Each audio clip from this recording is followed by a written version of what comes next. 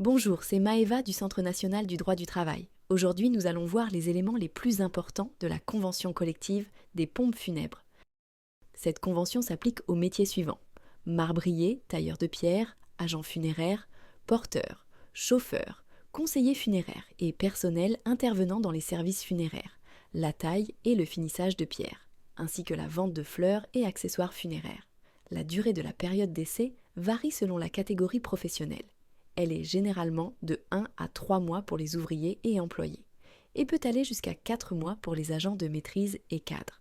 La durée légale du travail est fixée à 35 heures par semaine, mais des aménagements peuvent être prévus selon l'organisation et le rythme des services funéraires, pour assurer la continuité du service avec des heures supplémentaires payées en conséquence. Des congés exceptionnels sont accordés pour événements familiaux. Par exemple, 4 jours pour un mariage, 3 jours pour un décès d'un proche, ou encore 1 jour pour la naissance d'un enfant.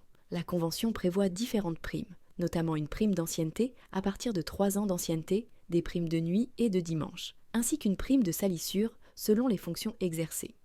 Les classifications sont organisées en plusieurs niveaux, tenant compte de la qualification, des responsabilités et de l'ancienneté.